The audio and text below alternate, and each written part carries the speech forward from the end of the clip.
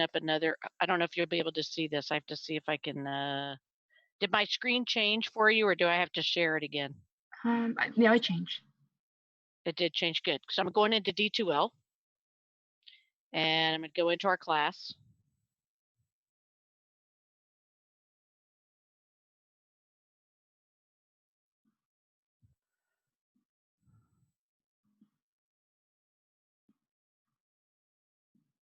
Okay, multitasking here. So go up to where it says, do you see where it says resources Mhm. and class list? Okay. And under class list, you'll see all these names. These are all the people that are in the class. Okay, perfect. And you click on the box next to them. And then at the top of the list, you see where you can either send them a page, which is Yes. like a chat message, Okay. or you can email directly to them.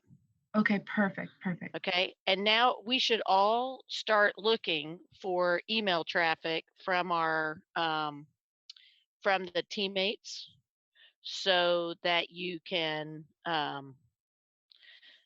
because you've got less than 2 weeks before Yeah. your presentations are due. So you Yeah. should start.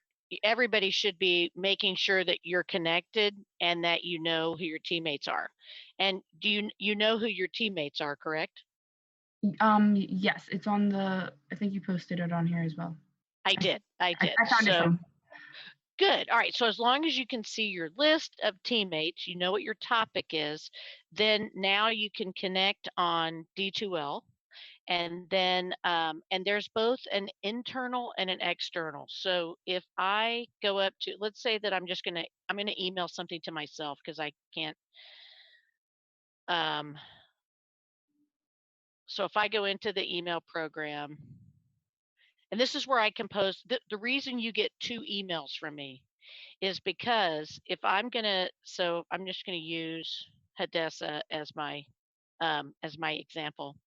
So if I use Hattie as my example, then you can see that I have an external and an internal email address for her.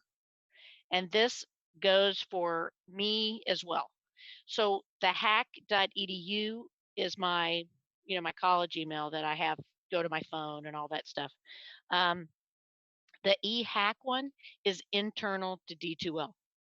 So I think you have the same ability to see the external as well as the internal, but I suggest that if you don't see this external word, just if you notice, it's the same front letters and numbers as your Hotmail address, and then just put hotmail.hack.edu, and then that way you would be able to get the external in case the student doesn't have D2L's email attached to their Hotmail. Okay.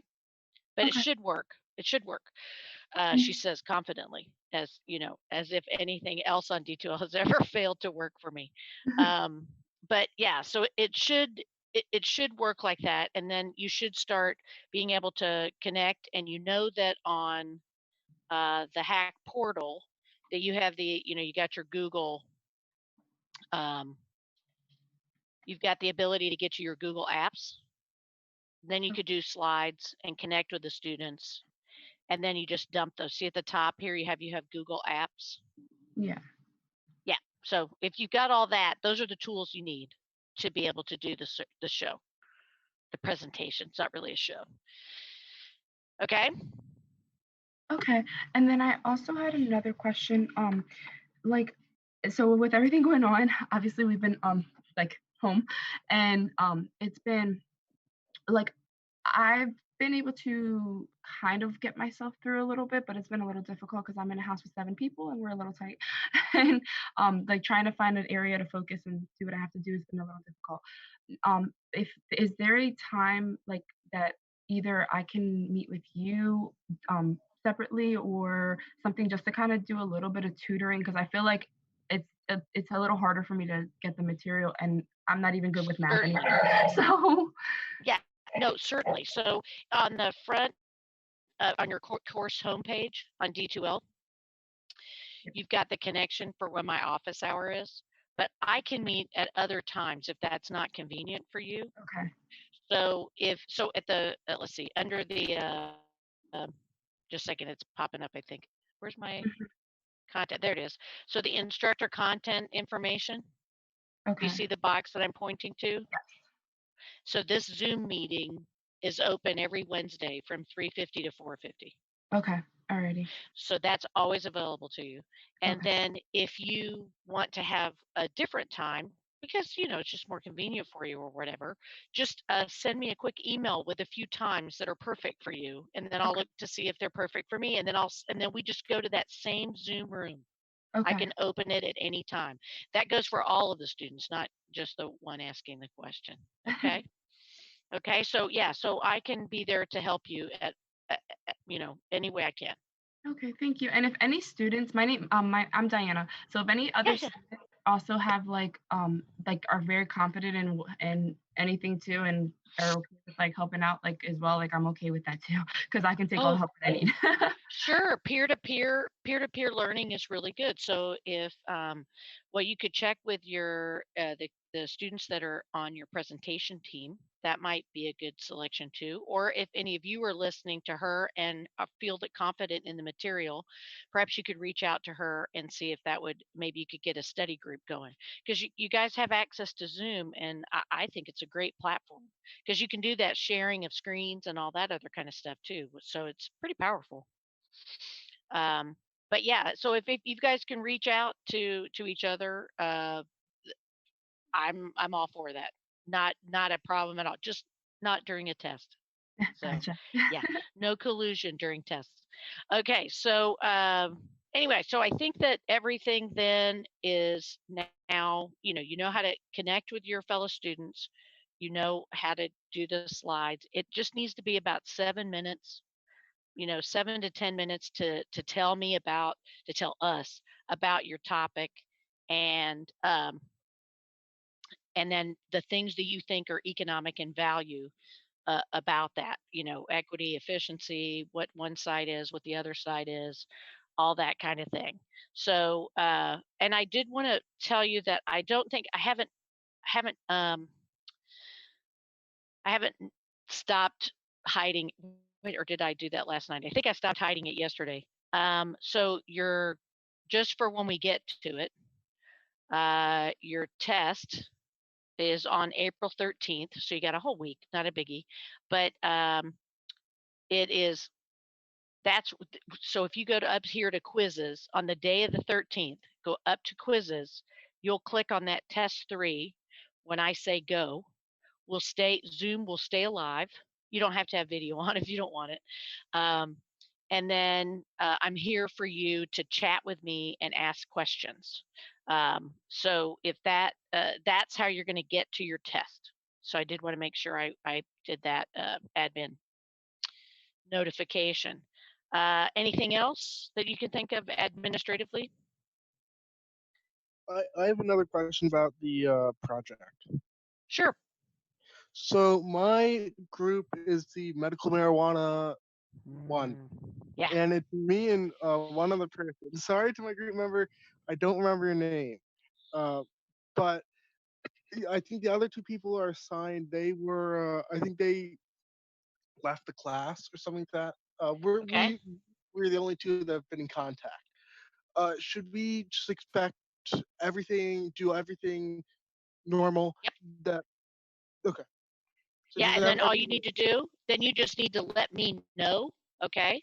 So, because your grade's broken up into three parts. One, Okay. that you worked on slides, okay? Two, that you present the day of class. That's it. Okay. So, if you have a student who does not reach back to you for email, but reach out to me first and I'll try to get them. Sometimes right now, it can be a technological thing. Some Yeah. students do have a hard time with finding Wi-Fi and finding, the ability to go online. So, with that in mind, if you reach out to me and say, "Hey, they are just not responding at all." So here I'm looking at the list, and you have Anthony is true. Yes, that you're both of those students are gone. So Okay. it is just you and Katana. Okay. So yes, if the two of you will work it up, if you put your names on the front, you're good to go. Okay, cool. Thank And you. just real quick, for my group, I'm group number 5 with Leslie and Morgan. Yep. Me and Adis have been in contact just recently, so I was gonna just let you guys know if you're listening that I'm gonna be sending you guys an email after this class, so we can kind of exchange numbers and go from there. And this is Diana speaking. Excellent. Yeah. And I don't know if you guys, does your box, when you look at the class participation, I, as the host, I have a yellow box around Diana's name so that I can tell it's her talking. Do you have the same thing?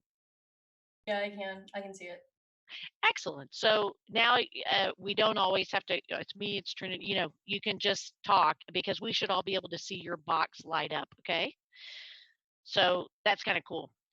Yeah, I think that, and I'm so sorry I misspelled your name in the, the form, Diana. Sorry Okay. about that. Don't know where that "you" came from.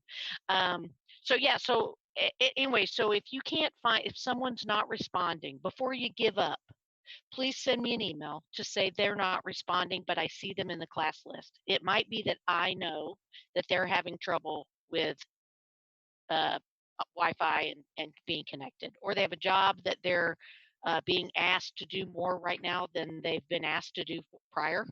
So if that's the case, then just allow me to reach out to them once before we call it quits. Okay. All right. So anything else about the project or the test that's coming up next week? Anything else? Okay. And you do know you can use your book and your notes for the test. You just can't use each other for the test. Okay. All right. So moving onward and upward then, just to make sure that we got this. So I didn't really go over this as much as in the last lecture in terms of the federal. We started the federal budget.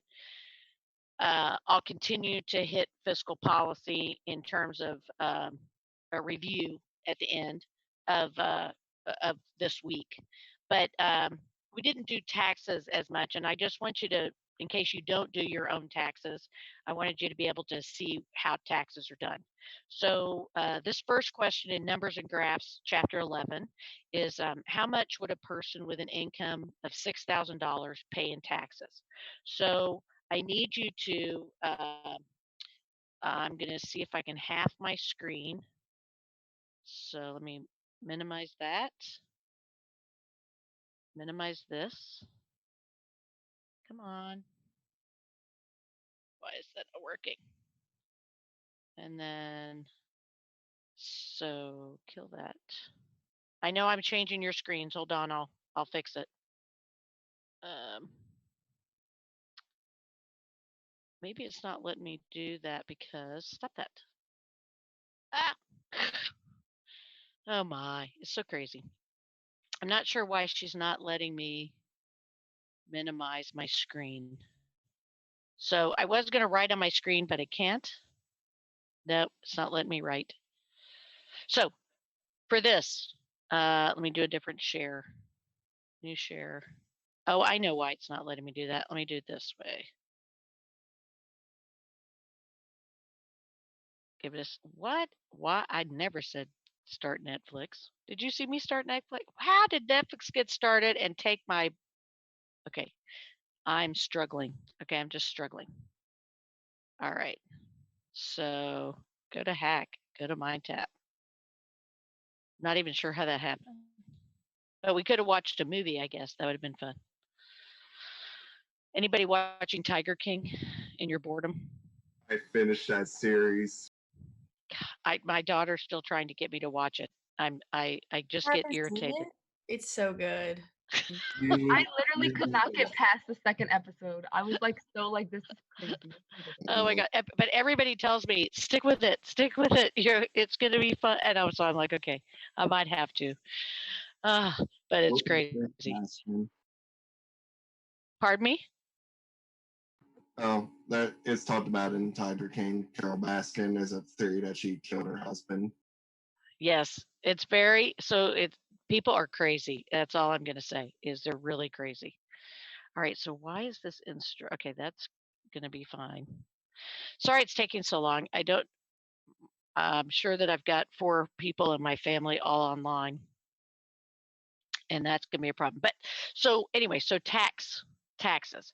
What you're gonna do is just like you would in your personal income tax, you go to the bracket and you see how much or where the number falls in the bracket. And then, holy cow. Okay, gets smaller. And then you find your number in the, you find your number in the bracket and how much that is. And then you're going to have to, it'll say a figure, that's for the bracket before, that's how much you owe, plus the difference between the two numbers. So in this example, once I pull it back up again, and I'm just going to have to tell you what it is because it's not, I'm not able to, I don't know why, but it's my screen is not allowing me to minimize the, the, the online portion. So I can't, I want to split my screen so I can write on one, but I don't know why it's not letting me do that. Maybe I can do my notes. No, that is not what I want. So, oh, maybe this will work. And let me see if I can write on this. I don't have an Evernote account.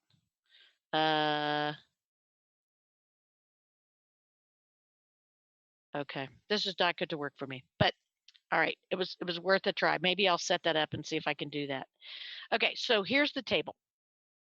So if your taxable income is between 1,000 and 5,000, all you owe is 10% of your income, that taxable income. So that would mean that if you made $5,000, you would owe 10% of that in taxes. And that's where they get on the second row, that's where the $500 comes from. So if you make $5,001 to $10,000, you're going to owe $500 for the first amount of your income that's between 1 and 5. And then you're going to owe 12% of everything over $5,000. So I am struggling because I really want to write. All right, let's see if that will. So I'm trying to get, I just don't know why I can't make, why this is not working the way I want it to. So if I have six, so my problem is $6,000. So I'm going to be in this second row. So I'm going to be in this row. Okay. And I'm going to pay $500 plus 12% of $1,000 because I take the $6,000, I subtract $5,000, I have $1,000. And then I pay 12% of that. So I take the 1,000 times 0.12, which is $120. I add that to the $500, and therefore I will owe $620. So does everybody see how you solve that? So let's just play another, here oh, I forgot we can do another attempt. Try another version. So another version, and then I'll let, since I showed you how to do this one, I'll let Trinity, if you'll do this one. So what happens if your income is $7,500? How much will you owe in tax? 7,500 would be 10%. So so if you make No, 70, sorry, 12%. no.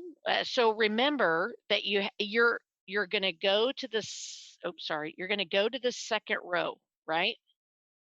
Which is highlighting the wrong one. Come on. So you're going to go to this second row, and this $500 is the top row. Okay, that means from your $1 to $5,000, you owe 10% on, and when you're between 5 and 10, you owe $500 plus the 12% of the anything over $5,000. Okay. So so you're going to owe, what's the difference between 5,000 and 7,500? It would be 2,500 plus the 12%. Not plus, it's 2,500 times the 12%. Okay. And then you add that to the $500. So let me see if I can, I'm going to see if I can do something. I'm going to see if I can copy this table. Control C. Let me just see if I can get it on a whiteboard, because it really will help if I can write it out. Wouldn't it be 1,400? Because then you do the 12 or the 500 plus the remainder of 2,500. Yeah, so let me see. Oh, wait a minute. I think I might have scored. Can you guys see me adjusting this whiteboard? Yes. If I Yeah. oh, good. Oh, cool. All right. Oh, well, that wasn't necessary. No. Ah, it's a problem. So where's my screen at? Oh my gosh. I'm just going to, well, there it is. Okay. So if I have $7,500, Multiply that by the 12%. well, first of all, I have to take away, I have to minus the 5,000. Okay. Yeah. So I get 2,500. All right. Then I'm going to multiply that difference times the marginal tax rate. Oh, I thought Then, okay, I thought you were adding it. no. This is why I thought it'd be easier if I had a whiteboard. It just makes so much more sense when you can write it out. Yeah. So what's the 2,500 times 12%? That would be 300. So if that's 300, then you take the 300 and you add Add that it. to the 500. Yes, ma'am. Okay, yeah, sorry. Okay. Does that make sense to everyone? Yeah, I was taking the 7,500 times the 12% first and then adding that, which is Right. why. Correct. So this is going to be, I'm just going to write these out just so that you can screenshot it or whatever you want to do. So this is the amount that is has the 12% bracket. Okay, this is the 10% bracket. And if I had, let's just do one for, let's say, Abby, how about you figure out if we had a $14,000 income, what would our tax bill be?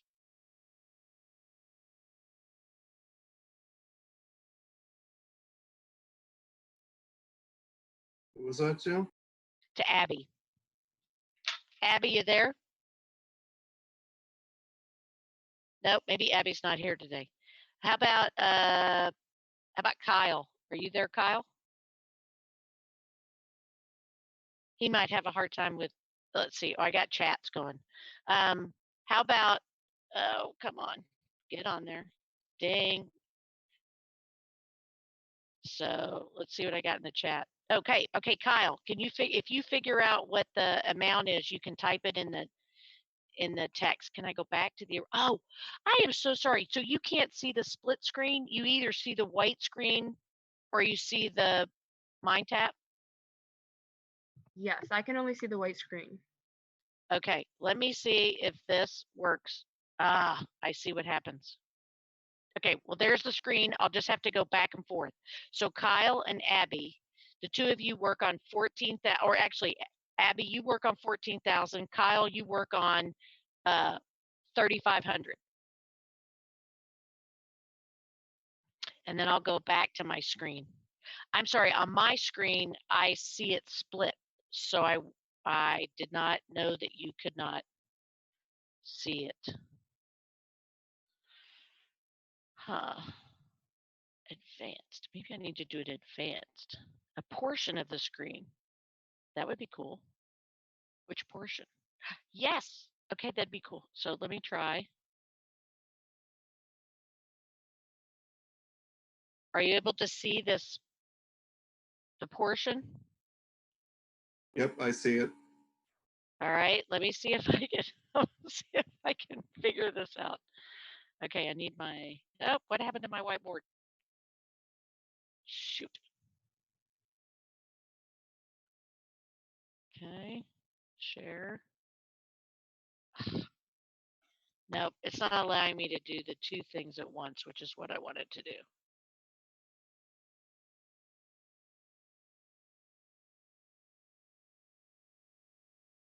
It is struggling, folks. Sorry about that.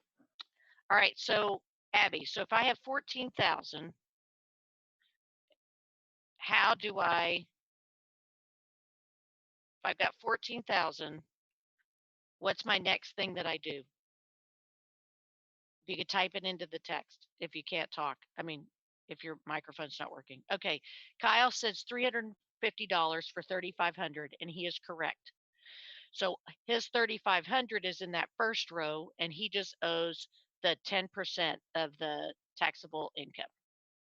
Okay, so his is this. He owes in that bracket. Okay, so Abigail smartly says, and she is right, first subtract the 10,000. If I can get back to the screen, hold on, whiteboard. All right, so she says subtract the 10,000. That is right. Hopefully you're seeing the white screen. I get $4,000 left. Abigail, what do I do next?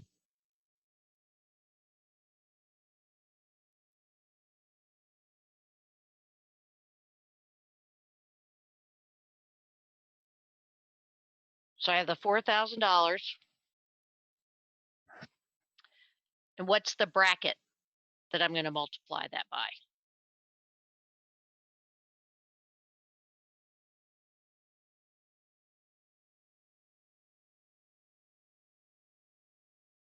Do I need to go back and share the other screen? If you can pull this up on your computer, it's very helpful. So if you can pull numbers and graphs up on MindTap, you can be following along with this, and at least that way you can see the table.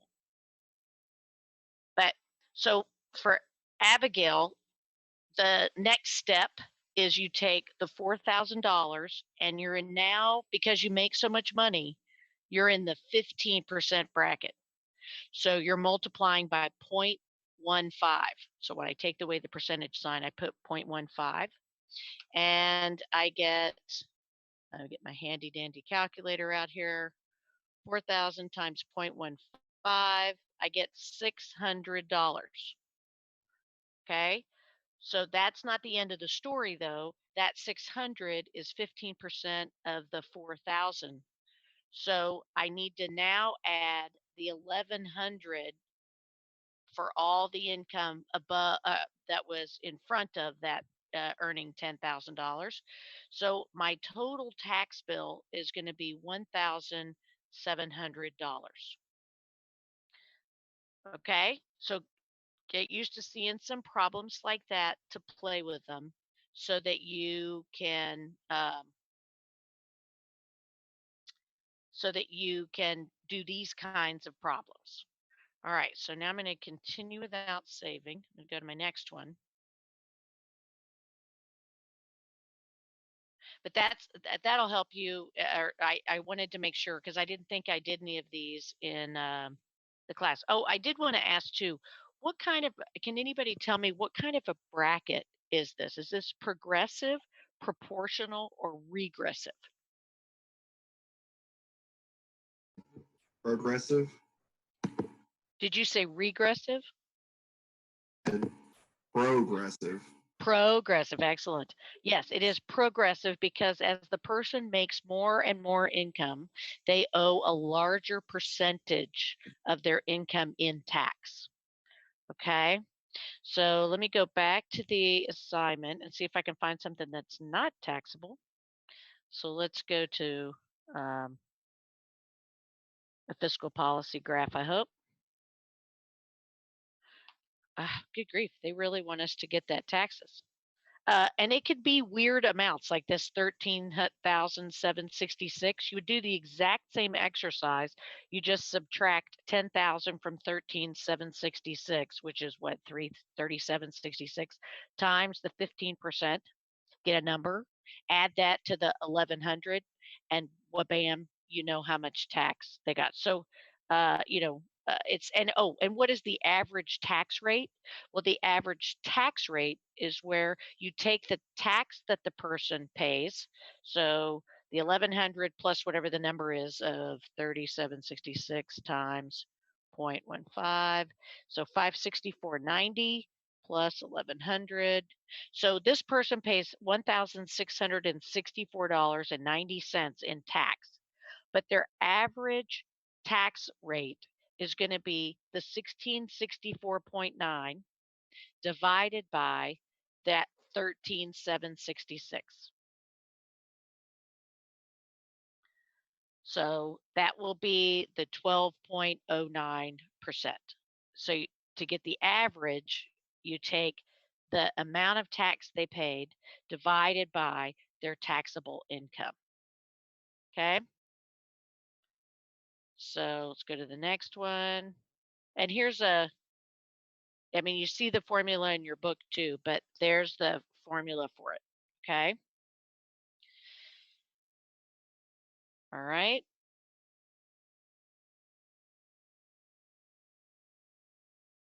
Go to the next one, and then we get to go the fun part of money.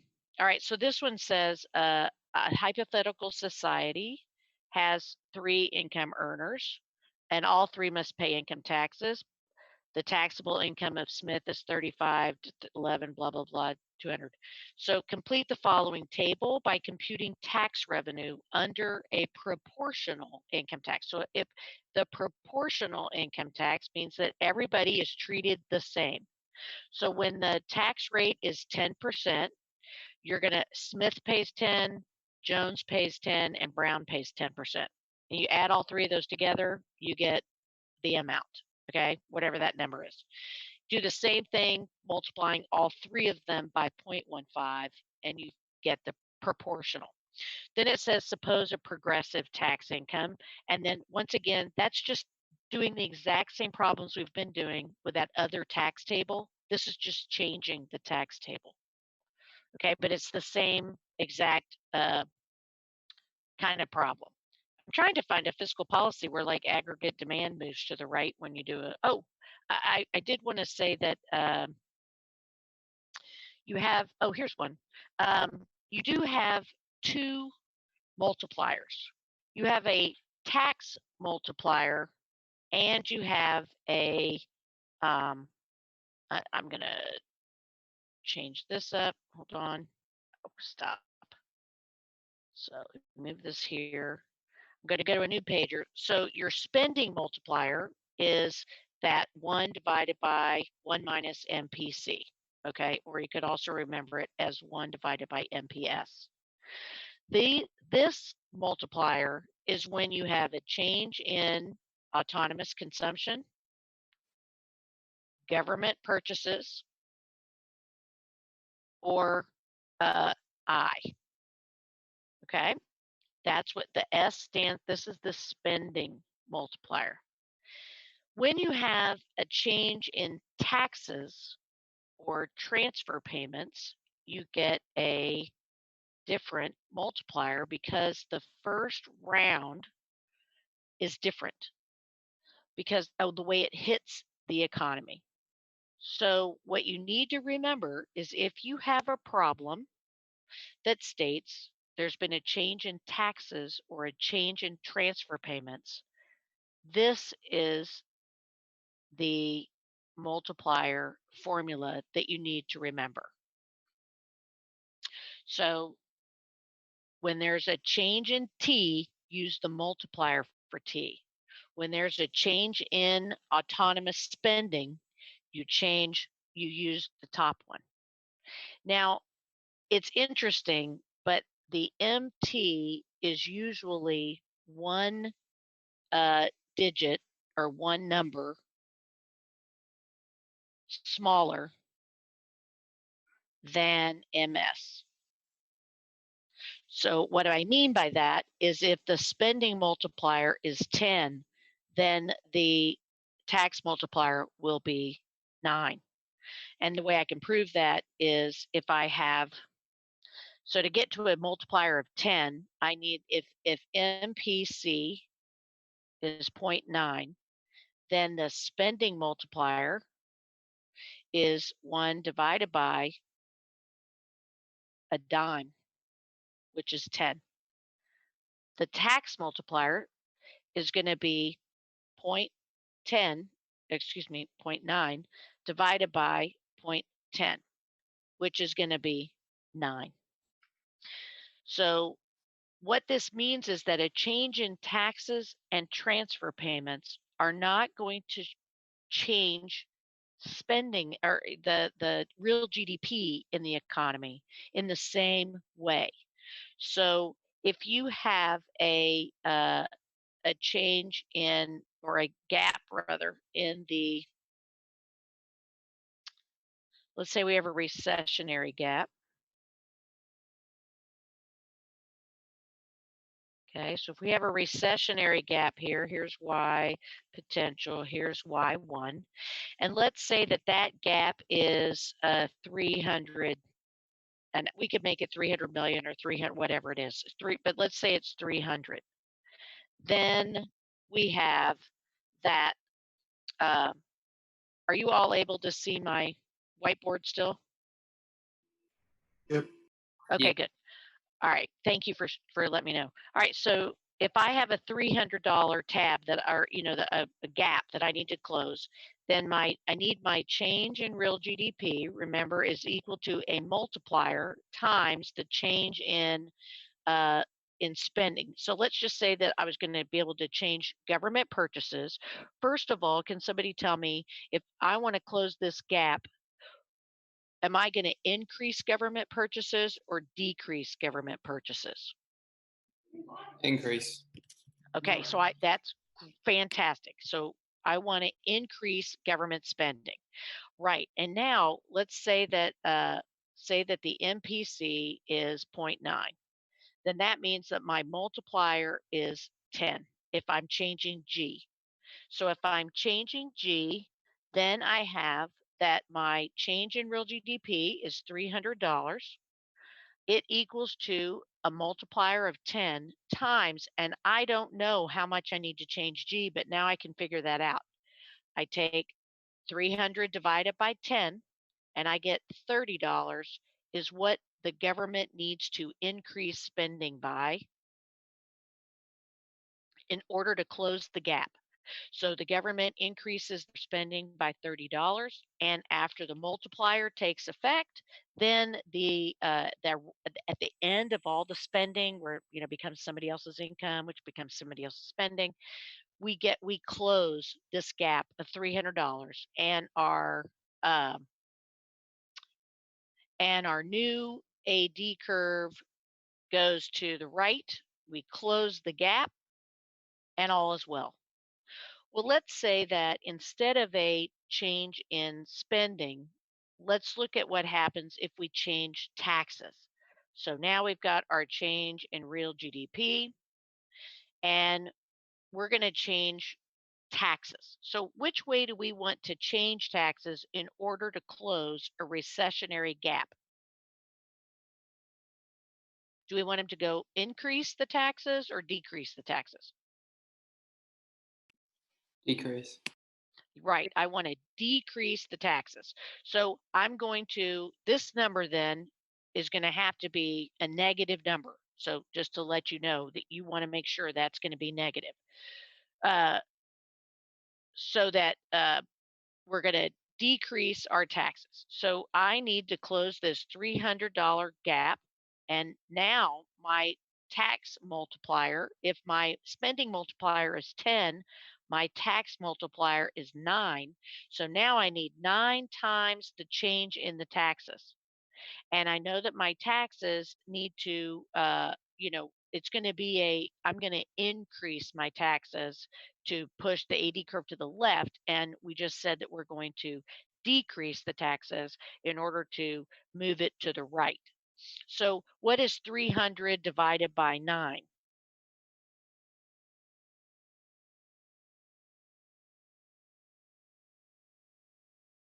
It's like 33.33 equals my change in taxes. And I need this to be I need to decrease the tax rates, the taxes. Okay. So do you see that there's a difference between the change in G and the change in taxes? So I had to change my taxes more than I had to change my G. So that's because the multiplier is different between a tax change and a transfer change.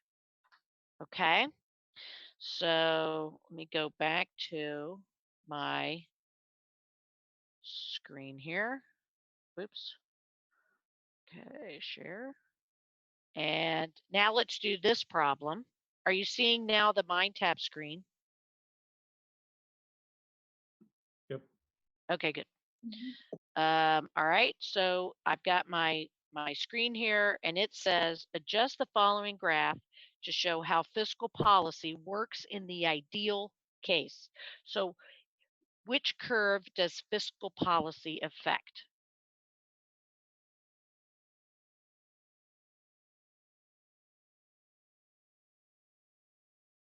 The AD curve or the SRAS curve? AD curve. The AD curve. And so, and if I want to get to a long run equilibrium, so which way do I need to bring it, Jesse? It's a decrease in aggregate demand. A Left, decrease. leftward shift. Yeah, let me see if I can figure out. Oh, I see. I go like this. I click on that, and then I go like this. No, that's not how I do it. Come on. I don't know how to make it work on my screen right now. Don't you click on the AD part and then grab the curve and move it? Oh, there we go. It decided it didn't like me then. So now that we have that, that closes our gap that we had. So other questions that I could ask about that, Jesse, would be what could we have done to have made what fiscal policy could we have enacted that caused the AD curve to shift to the left? An increase in taxes. Correct. We could have had an increase in taxes. We could have decreased the G, okay, or we could have decreased transfer payments. And so notice how the SRAS curve does not move. We didn't shift. There wasn't anything that causes the short run or the long run aggregate supply curves to shift that happened. So try not to, adjust your, thinking about like, oh, I need to make that. Of course, all three curves are moving. No, they're not. Sometimes it's just one of them that is moving. All right, and then let's do one more, and then we'll get on to the money. All right, so it says this one says adjust the following graph to show how government can use supply side fiscal policy. All right, so if they're going to use supply side fiscal policy, this must mean that they're going to change the supply curve.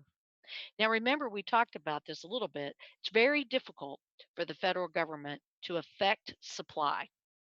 So, if they are attempting it, it's usually, I mean, you do see that they've tried supply side economics, which is where, or trickle down economics, which they're trying to affect the behavior of firms, okay, as opposed to affecting the behavior of the consumers. They have a lot more luck with getting consumers to behave the way they want us to. So if they put more money in our wallets, we spend more. But when they put more money into the firms' pockets, the firms don't always invest more. We saw that in 2017 with the tax cut that they gave the firms. We saw it in 2008 when we did a tax cut under Bush. It is even under Reagan's policies. There were, unless you force the company, if they're going to take the tax break to push it into investment, You can't guarantee that the firms in mass will increase investment such that the AD curve will shift. So it is a dilemma. So it's always a problem. So in this, I wanted you to go to. I'm just trying to tell you the page number. That supply side is in here, and it is on section 11.4, page 293. And so what could the fiscal policy is that they are going to try to affect the consumers' uh, incentive to work, which is going to affect the short run aggregate supply curve. So what they might be doing is, in this case, what might a recessionary gap. So first of all, I think we have to put ourselves in a recessionary gap because we're not in one now, right? So adjust the following graph to show how government can use to get an economy out of it. Wouldn't it be nice if they put us in a recessionary gap to start with? All right, so let's see if I can grab, no. Oh, there we go. So if we start here, then we're at a recessionary gap. And I may get this wrong in terms of how the graphing is, but I will try to get the workers to work more, substitute less leisure, and if I want them to, I'm going to both. If I'm at a recessionary gap, so this is the exhibit 6 in your book, and I'm trying to. So we go your left. Maybe that's why this doesn't change. Sorry. So your long run aggregate supply curve changes. Your short run aggregate supply curve changes, and your AD curve stays the same. Okay, because I was just trying to show you a recessionary gap. So let's see if I got that correct. So once again, study exhibit 6 in your book. Okay, and what it means is that they're going to change the marginal tax rates to get workers to work more, and if they change the marginal tax rates such that workers want to work more, then that increases the productivity, and this is what's pushing the LRAS curve and the SARAS curve to the right. So it's that they're giving us the right incentives. Okay, so I'm going to say that we're good to go with fiscal policy. Main things to remember is fiscal policy, like changes in G, changes in T, and changes in TR. And remember that T is tax revenue. T is not the tax rate. So if I'm changing those things, I am playing with the aggregate demand curve. And so it's not a self-regulating economy anymore. It is going to be an economy where the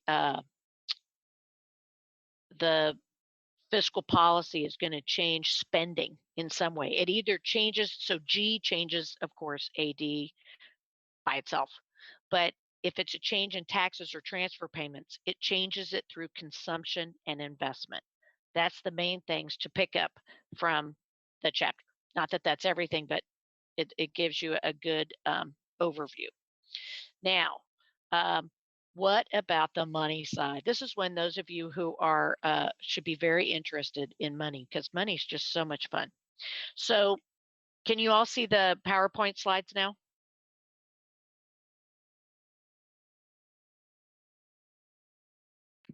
Yeah, we can see it. Okay, good.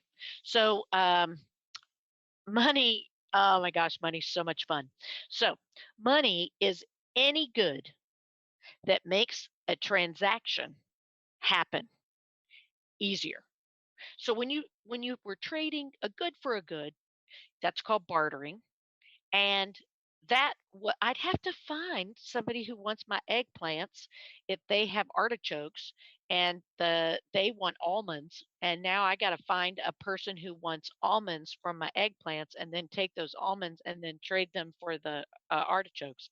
So it can take me all day to figure out how to get all that together so that I can get artichokes for dinner.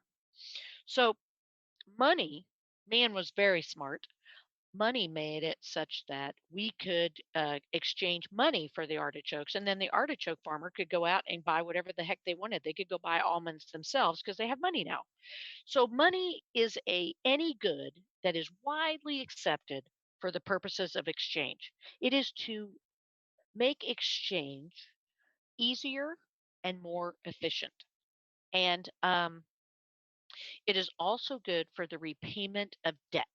So it has value, even though, and I should have brought my wallet up here, even though your cash in your wallet does not have intrinsic value by itself. Like it's just a piece of paper, but it has value because there's trust in our federal government, and it is deemed um, valuable because you will accept it to go buy a Coke at a vending machine, and I will accept it to go and pay for my car payment.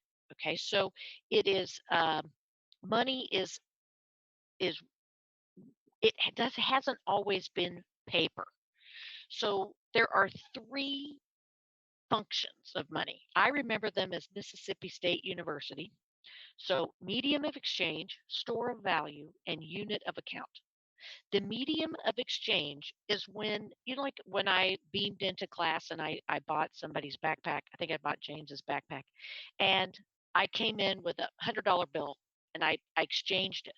The moment that he hands me the backpack and I hand him the $100 bill, that is the exchange. So the medium means that it's the mechanism to allow the efficient exchange. So anytime you're exchanging the cash for the item or the whatever you're calling cash, that's medium exchange. Unit of account is the measurement in which relative values are expressed. Okay, so it's a function of the money. You can take it, dimes, quarters, half dollars. The price itself tells you the value of, like, you could tell the difference between a quart of milk, a pint of milk, and a gallon of milk just based on the price. The gallon would be more expensive than the pints, which would be more expensive, less expensive than the quarts, than the half gallons, etc. So unit of account helps us decide the measurement of the dollar.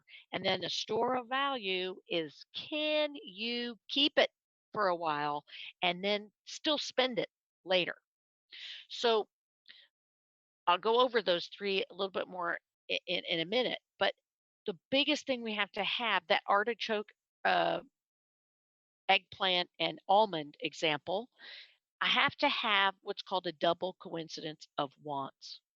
That means that if the artichoke farmer wants almonds and I've got eggplants, I've got to find the person who wants almonds or who has almonds, who's willing to trade them for eggplants so that I can get my hands on almonds, and then I could take the almonds to the artichoke guy and trade them for artichokes. That is what we mean by both of us want the same, what each other has.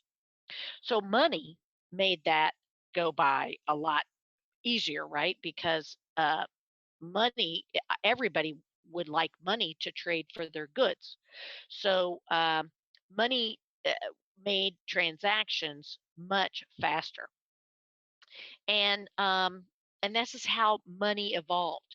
But oh my gosh, money is so interesting in the way that it gets us to behave differently. So, with the advent of money, remember when I said I had to go find the person who wanted almonds from my eggplants? Well, now I don't have to do that. It's kind of like a little bit, we can look at it right now. You're not driving to class. So, what do you do with the time that you have? Well, if you can use that time to either go to work with another job, you can make money through that. You could use that time to be creative and think of a better way to, I don't know, do whatever it would be, make a better widget, whatever it is. So once we figured out money, it gave us a lot more leisure or free time to be innovative and think of other things. It also gave us the ability to take some of that time and go on vacation, which we might not have been able to do before when we were bartering. So the other thing that you get, so that last statement, you expect that everybody's average standard of living to be higher in a money economy than in a barter economy. But before I get to that next slide, but let me just tell you, so that there's been some really fantastic things used as money. There used to be salt. Salt was a form of money. So that would be good if you're in a dry area. But if you were moving that salt to a very humid area, then you would lose your salt every day because the air would take it away from you, right? Now, back in those days, you might not know that that chemical process is happening, but you do know that your salt is disappearing. Or what if you kept the salt in the basement and a flood came through? There goes your entire bit of wealth. So salt was useful when it was used in dry areas, but it was not deemed useful in moist or things you had to carry it in a bag, and if it got wet, there it goes. So salt did not was not a good store of value, and salt also had issues with saltiness. Not every salt is the same amount of saltiness, so you had a little bit of a unit of exchange, or unit of account rather, issue with salt. So quality could be a problem. There were cattle that was used as money. So I always thought it'd be fun. I was like, so how do you get change for the cow? Do I get to decide that I want the back half, the front half? Do I take the a hind quarter, a back? What if I just need a quarter and change? So cows were bad. The other thing with cows is anything that's alive dies. So things that are alive are also not good forms of money, long lasting, because they die. They could also be sick. So I could take, let's say I exchanged eggplants for cows, and I got a cow and it looked healthy when I got the cow, but then 2 days later the cow keeled over and died. Now the farmer that I exchanged my eggplants for, they have my eggplants. Now I have nothing. So there are ways to massage the unit of account that makes it not really good sometimes as a form of cash, like animals or livestock, um, uh, and something that rots, is not also becomes a good store of value. If I take a $10 bill and I put it in the ground, and I come back 100 years later and I uncovered the $10 bill, I could still take that $10 bill and probably spend it. Now, the problem with US money, I mean, that's just 1920. So if you had a bill that was from 1920, I could go out and spend it today. But the problem is that $1920 bill, when it was produced, bought a whole lot more stuff than it does today. So it probably has more value as a historical bill than it really does in buying food. But I could still use it to buy food. It would still have $10 face value or nominal value. So cash, or how we've used coins and paper money, as long as the paper money is kept in a good place, it maintains its value. I mean, that's why we make dollars so that they can go through the washing machine, and we make dollars so that they can get ironed. And so, really, you can even the Federal Reserve can take pieces, parts of dollars, and figure out just based on the dust. If you had a fire, they can tell you how much money that was. Sometimes it's an incredible feat how they try to to use the weight of the paper and the type of paper to give it uh, to tell you what the value of the money is. So we try to make it we try to make cash less counterfeitable so that so I couldn't sell you a cow that's sick but make you think it's healthy.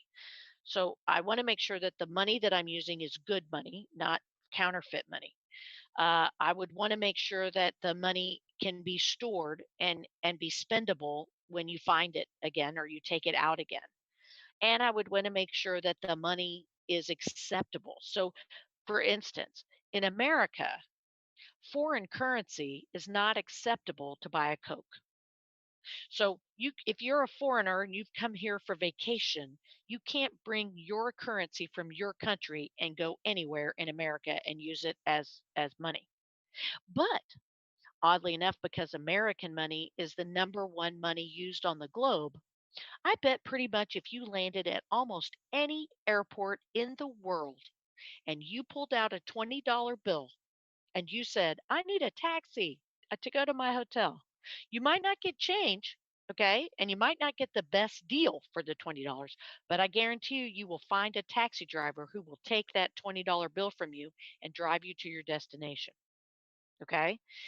They'll know the exchange rate for that $20 bill as well.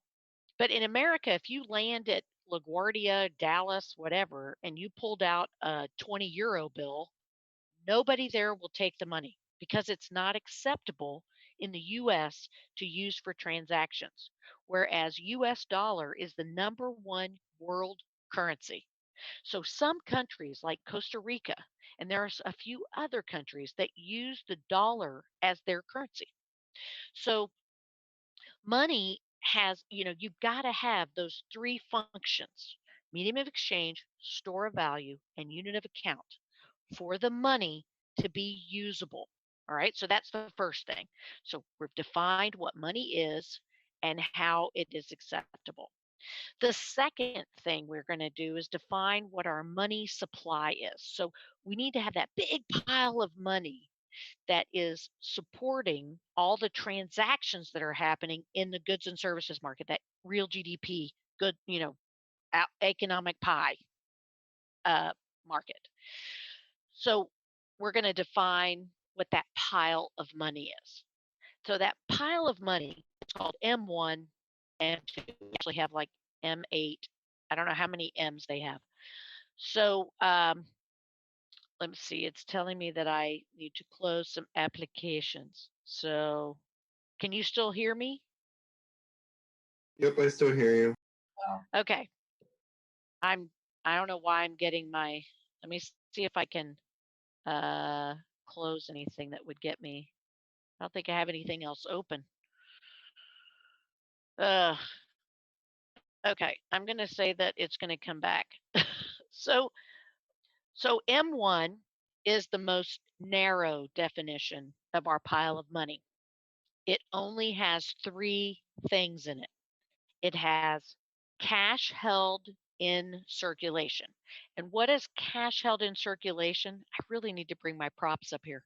But cash held in circulation is the actual dollars that you have in your wallet. Okay. If the money is in a bank account, okay, it is not considered cash in circulation. It's out of circulation.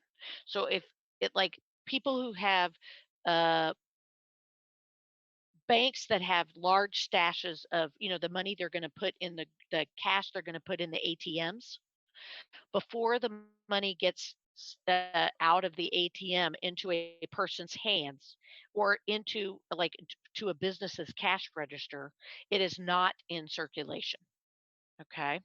So currency held outside of the banks, checkable deposits are money, and traveler's checks. Now, most of you don't use traveler's checks anymore, but traveler's checks used to be so you had like a check and you had your place where you signed, but you had a second place you said date and who the money's to, then you have the box. So let's say it's $100. Then you'd have a second place up here for another signature. So I would sign this, says Worski. And when I buy the traveler's checks, I sign it. They give me their blank here, so I don't know who the money's to yet. And I have $100. Let's say I get 5 of those. So I have 5 $100 bill or $100 check, traveler's checks. When I go abroad, I can just carry these 5 pieces of paper instead of carrying hundreds of dollars with me.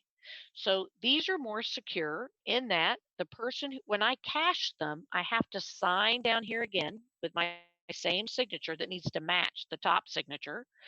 And I usually have to show a form of ID. I can use these traveler's checks almost anywhere. Any restaurant takes them. Walmart takes them. Uh, you can use them at a gas station. They're very, very spendable, but they're secure in that the person has to have my ID and my signature down in order to cash the check. But we don't travel like that as much anymore because we have this lovely thing called a Visa or a MasterCard that we can take abroad with us. Not a credit card, but a debit card. Now, if I take the debit card with me, it also is secure. I have to know the PIN, and I can then get cash at an ATM abroad, and I can just get out what I need when I need it, and I don't have to carry a ton of cash with me. Or if I have something bad happen to me abroad, or something like a good, maybe I find something I want to buy that's a lot of money and it's more than 500 US dollars. Well, how do I get access to my checking account when I'm abroad? I use that debit card to get my purchase done. So M1 is trying to define liquid, very, very liquid, meaning that it is immediately spendable. So liquidity is all about the spendability of the money.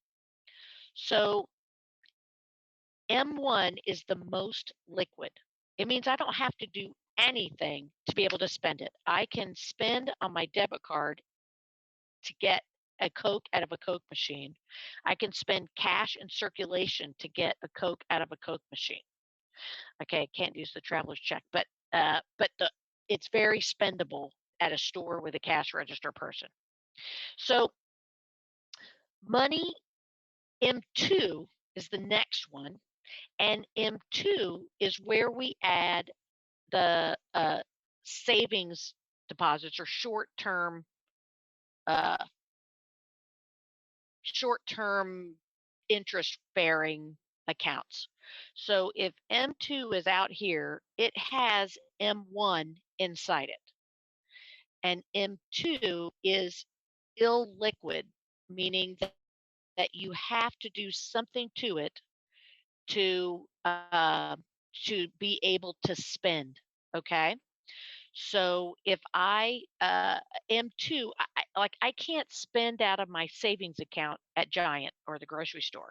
It has to come out of my checking account. In fact, do any of you know how many times you can withdraw money from a savings account before you'll get a letter from your bank? Anybody ever get a letter from their bank? No, I haven't had that experience. Ah, so if you remove money from a savings account more than 6 times in a month, Yes. or and you do that for a number of months, like you're using a savings account like a checkings account, then they'll send you a letter, and then they will say, we're going to make your savings account into a checking account because you're using it like a checking account. So a savings account is not supposed to have, you can deposit money in there all you want, but a savings account is not supposed to be withdrawn from regularly or like every week or whatever. So you get 6 chances to take money out of a savings account per month before they start pinging you. So anything like if you had a Christmas fund, if you had put your money in a small time deposit is where like you just want to put the money away for 3 or 4 months or 6 months, and you get higher interest when you do that on that money because you're willing to be without it and you're guaranteeing to the bank that you're not going to spend it. So savings accounts, time deposits of less than $100,000, those are all part of M2, and money market deposit accounts are M2. That is different. A money market is different from a mutual fund money market. A mutual fund money market is if you have money in a mutual fund, which is stocks and bonds. Okay, so that's why they're different. The money market deposit account is different from a money market mutual fund. So, and it's just the definitions of them that they're still both part of M2, but one is an interest bearing account at a bank or a thrift institution. And a thrift institution is a credit union or a savings and loan. So a thrift institution is a credit union like PSEA. No, excuse me, the Pennsylvania State Employees Credit Union. You have to be a member to have an account there. It's $5 and it opens your account. Um, so a credit union and a savings and loan. And we don't have as many savings and loan uh, accounts as much anymore. Um, so you got M1 and M2. And you'd go, well, cool. I'm going to count my credit card. No, credit cards are not money. Credit cards are borrowing. So when you whip out your Visa card or your MasterCard, Discover, or American Express card, and you are small time borrowing every time you swipe it, you're borrowing money from those four companies. And then at the end of the month, you're going to hopefully pay them back or at least pay them a fraction of what you borrowed. So credit cards are borrowing money and they do not get counted in M1 or M2. Very important to know. So the history of how we developed how much cash the banks needed to have on hand at any given time so that you and I could go to the ATM and get cash or whatever, uh, was started a long time ago and kind of started with like goldsmiths. So if I'm a goldsmith in a town, and I'm just going to pick a Western town, and you come into town and you would say, I need to put I have a gold nugget. And let's say I need to, put a place to put my horse. I'm going to go to the saloon and have some food and drink. And I'm going to go to the feed store to get food for my horse and myself. And I'm going to need a hotel. So if I have, um, if I have the, I would go with my gold nugget. And if I took it to the stable guy and I made sure that he weighed it and he said, all right, it takes, I don't know, 10 grams of gold dust to store, get your horse to be stabled here for 2 days, I would have to trust him and I'd have to trust his weights. So I usually would trust the goldsmith in town. So I would go to the goldsmith and I would take them my nugget of gold. They would weigh it and then they would say, okay, you have, I don't know, an ounce of gold. So that's like $300. And you can then he would give you you would let him hold the $300 gold nugget. He would give you a piece of paper, pieces of paper actually, to say each I have $300 deposited with the bank and or the goldsmith, and then I could go to the stable and I could go just tell the banker that he's going to pay you $100 or whatever, $50 for the horse. And this was the early form of checking. But the goldsmith starts to look back and he goes, God, man, I got a lot of cubby holes filled with people's gold. And I've got a ton of paper out there that's saying that they're going to spend it, but they don't always spend it all the time. And so I've got a lot of money back there that nobody's using. So, I wonder if I could pay the person who owns the gold or the cash, if I could pay them interest, I could use their money to fund people's borrowing. So, the birth of fractional banking took off, meaning that the bank keeps part of your deposit on reserve, meaning that it's either in their vault or it's on account with the central bank, which is in this case the Federal Reserve. And then they keep another portion of it ready for you to come in and spend. And the part that they have that they don't, if it's not required by the federal government or Federal Reserve to keep on hand, they can lend that out. Those are called access reserves. So it's kind of like so we talked about people having wallets and savings accounts. This is like a bank having a wallet and a savings account. The savings account are their reserves, and the wallet shows the amount of money that they can lend out to make more money off of. Okay. So we're going to be looking at a bank's wallet and savings accounts, very much like we looked at consumers' wallets with marginal propensity to consume, marginal propensity to save. We're going to have a required reserve ratio that the bank has to hold so much of the money back in case we all decided we wanted to go get some of our money out, or and then the rest of it, it doesn't get kept in there's no cubby hole with Monica Zazworski's name on it and my $200 or whatever that I've put into the bank in my savings account. There's no cubby that's there. So the bank takes my $200 and they're holding it for me. If I need it, I can get some out, and the rest of it they can lend out, and then they pay me an interest rate and that for the luxury of doing that. So uh, we got to our central bank, okay, and this is our third round of a central bank, okay, because the first round we had was, anybody see the musical or know of the musical Hamilton? Okay, Alexander Hamilton was our first Secretary of the Treasury, and he liked a central bank, but the central bank, uh, based on the fact that all the states quite agree with it. So there were still other currencies in the area.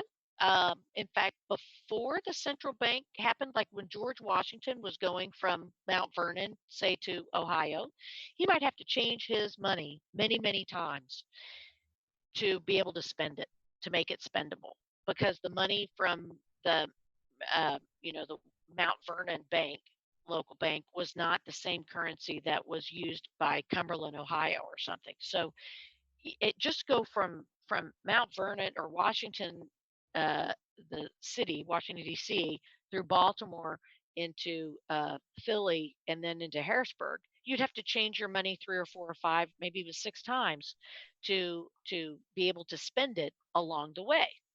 So the Federal Reserve was the first one. The states' rights, they did not want to give up their rights to have their own currencies. So it was not as successful as it probably could have been. So it fell out of favor.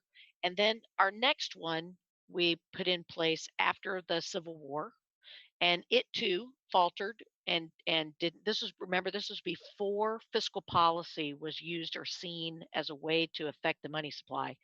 So it just wasn't, it fell out of favor again. I think that was under Andrew Jackson. And then the third one came into place under Woodrow Wilson in 1913 on December 23rd. So on December 23rd, the Federal Reserve set up shop. And since then, we have had a central bank. It has been very successful. So we've had that Federal Reserve or central bank is responsible for a couple of things. One, their job is to make sure that we have enough currency for the transactions that we want to make. They have many functions. I'm going to send you a link to a video that I want you to watch before next class.